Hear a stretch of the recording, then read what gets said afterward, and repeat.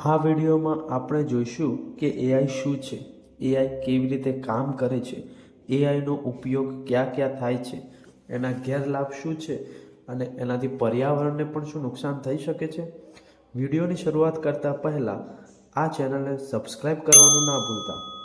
પહેલાં તો વાત કરીએ કે એઆઈ શું છે અને એઆઈને એકદમ સરળ ભાષામાં કહીએ તો એઆઈનું પૂરું નામ આર્ટિફિશિયલ ઇન્ટેલિજન્સ છે. એઆઈ એ એક એવી ટેકનોલોજી છે જે માણસની જેમ વિચારી, શીખી અને નિર્ણય લઈ શકે છે. ચેટ જીપીટી, ગૂગલ આસિસ્ટન્ટ અને સેલ્ફ ડ્રાઇવિંગ કાર્સ એ બધા એઆઈના ઉદાહરણ છે. હવે પ્રશ્ન આવે કે એઆઈ કેવી રીતે કામ કરે છે. તો એઆઈ પહેલાં ઘણો બધો ડેટા એકઠો કરે છે, પછી તે ડેટામાંથી પેટર્નને શોધે છે અને એ શીખ્યા પછી તે નવા ડેટા પર આધારિત કામ કરે છે. આ રીતે એઆઈ માણસની જેમ વિચારીને જવાબ આપી શકે છે.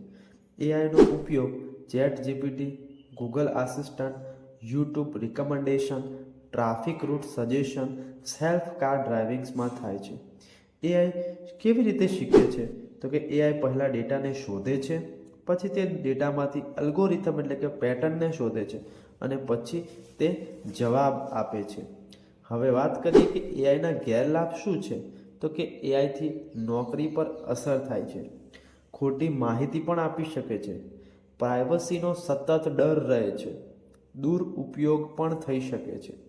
હવે એઆઈથી એન્વાયરમેન્ટને પણ નુકસાન થાય છે, વધુ પડતી એનર્જીનો ઉપયોગ થાય છે, પાણીનો પણ પુષ્કળ પ્રમાણમાં ઉપયોગ થાય છે, કાર્બન ડાયોક્સાઇડ ઉત્સર્જન કરે છે, ઇલેક્ટ્રોનિક કચરો વધે છે, જેના કારણે પર્યાવરણનું પણ જોખમ વધે છે. જો આ વિડીયો તમને ગમ્યો હોય તો વધુમાં વધુ શેર કરો અને અમારી ચેનલને સબસ્ક્રાઈબ કરો અને બેલ આઇકન પર ક્લિક કરો.